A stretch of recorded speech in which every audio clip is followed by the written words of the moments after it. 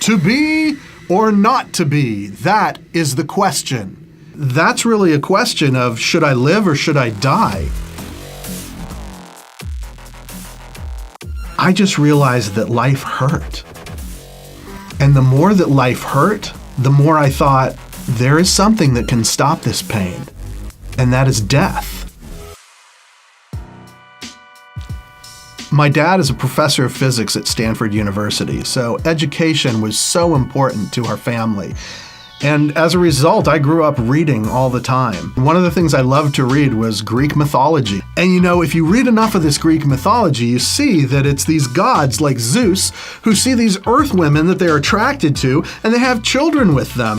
All the great heroes of Greek mythology, Hercules and Perseus and Theseus, they're all these half man, half gods. You know, honestly, that's kind of the way Jesus came across to me. There's this God, and he finds this Mary, and they have a child, and it's Jesus, the Son of God. I mean, it just came across as very not monotheistic and not Jewish at all. My grandfather exchanged letters with his family in Austria back and forth until one day the letters stopped. And it was at that point that he knew that his family had been interned in concentration camps and that he would never see them again. Because of that experience, it was so important for me and for all my family to understand who we were as Jewish people. I grew up in the synagogue. I studied to read the Torah, and I ended up reading every week after my bar mitzvah. It influenced everything about how I grew up.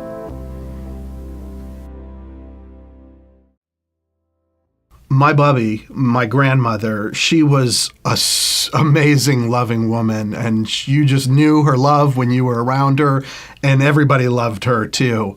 And one day when I was 10, she was hit by a car and killed. And it was as if life stopped.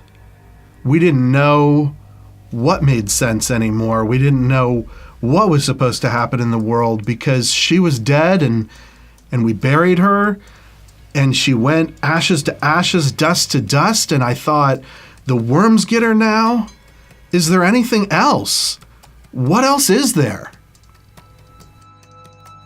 It was so overwhelming, and it just took me to a very dark place, and I felt so empty. I began to get really depressed, and I began to spiral down further and further. Over time, during that struggle, it just got harder and harder for me to go on living. And one night I went for a walk, and I decided, when I get home, I'm going to end my life. I don't want to fight this pain anymore.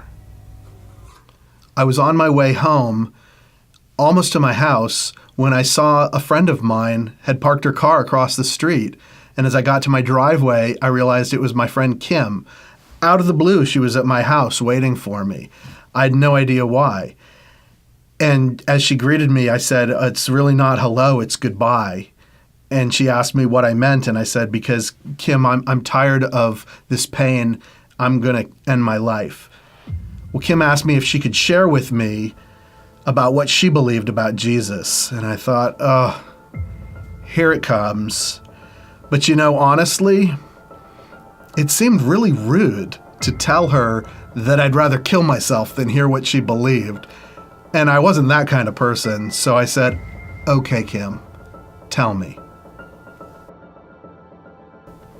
Well, as Kim began to share with me, I was riveted. She was talking about the God of Abraham and Isaac and Jacob, and I was astounded and amazed. And the more she spoke, it was like fireworks were going off in my mind, answering all these questions I didn't even know I had.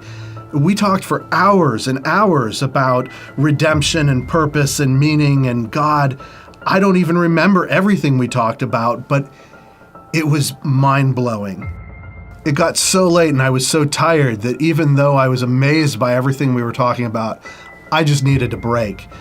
So I said, "Kim, look, I can't think anymore, but I promise you, I won't kill myself before we talk again. I need to go to bed." The next 2 days, all these thoughts kept going through my mind again and again. Is this about Jesus true? Is it not true? Is this worth living for? Is the pain too great? Should I die? And all of a sudden, I'm caught off guard. It's like this smoke is pouring in underneath my door. It was like a cloud. It was obscure. I couldn't see, but it was coming and closing in on me. And it was like an aura around me that was shrinking. And it was getting smaller and smaller. And I realized that it was simply evil. And I called out in that moment to Jesus, "Save me." And suddenly the cloud receded and it just backed away as the same way it came, funneled out, went under the door and was gone. And all that I was left with was peace and the light in the room. Everything in my life changed from that point forward. Shortly after that, I borrowed Kim's Bible because I'd never seen a New Testament before. I guess I thought it was going to be something weird like out of the Greek mythology that I'd been reading, but actually it seemed just like the Bible I knew. It was Yeshua. He was talking to all the people right there in Israel, his Jewish brothers and sisters, and he was teaching them from the Torah. And I didn't want to kill myself anymore because I had an answer to the pain.